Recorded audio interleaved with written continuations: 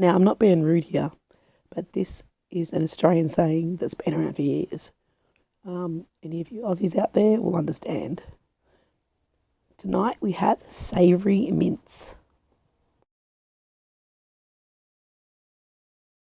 Now, this was another meal I had growing up. It was always good on a really cold winter's day. It's a nice meal that really warms you up, but it's also full of a lot of nutrition. Because not only do you have your mince, but you can jam pack it full of vegetables, and you don't have to stick to the vegetables that we've used here. You can put whatever you want in there.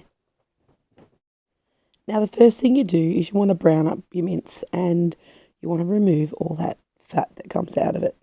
So, depending on where you get your mince, of course. But yeah, you don't want that in there because it's a horrible flavour. Now, a little trick Bonnie's doing here is she has lined a bowl with some foil, and then she's scooping the fat into that bowl. And that way, once you let it set, so you can let it set overnight, and then you can discard it. It's a lot better than tipping it down your sink, because if you tip it down your sink, it can block your drains. So once that's done, we add our onion and some garlic, and then we just add all of our vegetables all together.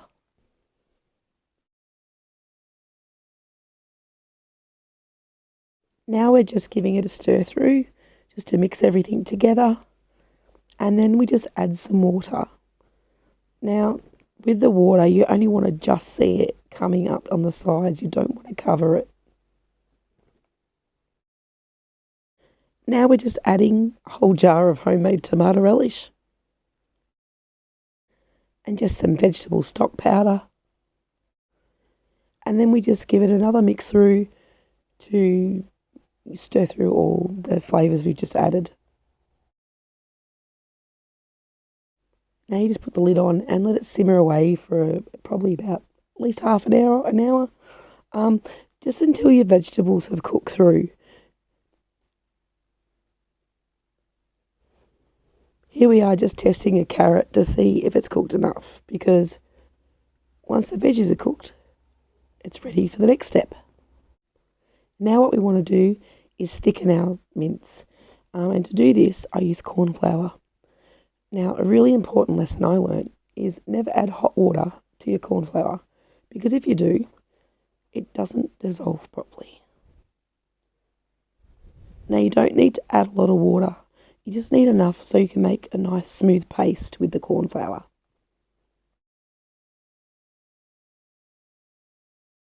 Now it's time to add the paste to the mince so that you can thicken it. Make sure you stir it through while doing this, because otherwise it can clump up, so give it a thorough mix through. Next, I'm adding some gravy powder. Now, this is the nice Maggi rich gravy, the really big one that you can buy. You don't have to do this. You could just flavour it however you want to. This also helps thicken it though, but it also gives it a nice rich flavour.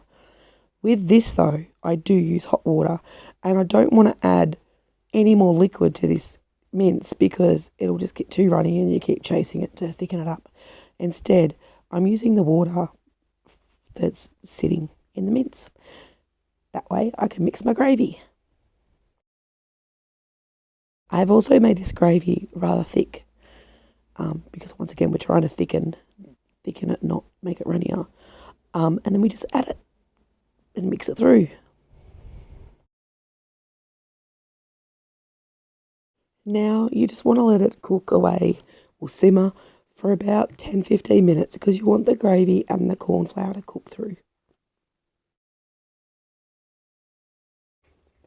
You will then see it getting to this really nice thickened consistency, and that's what you want. It's now ready.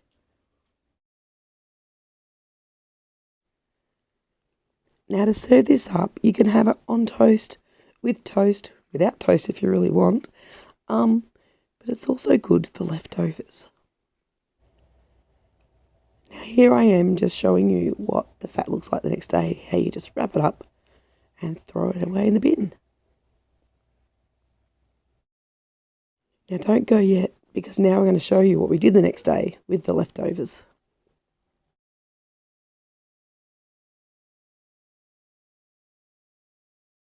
Here we are, we're adding short crust pastry to the bottom of our sunbeam pie maker, and this pie maker is a nice deep one.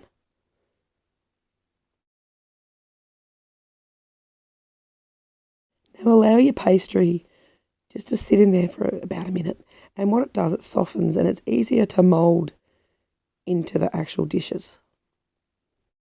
Now we're just adding some of the cold mince mixture into the pie maker. And just giving it a little bit of a squish down so that it moulds nicely and we know it's got enough in there. And then for our personal preference, we're going to add some grated cheese.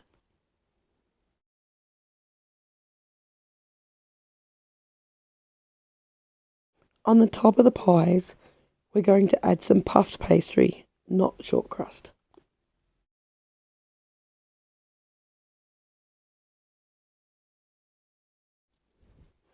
And here they are once they're cooked. And here we have quite a few pies ready for our freezer. We wrap them individually to put in the freezer, so when we want to take them out, they're ready to go.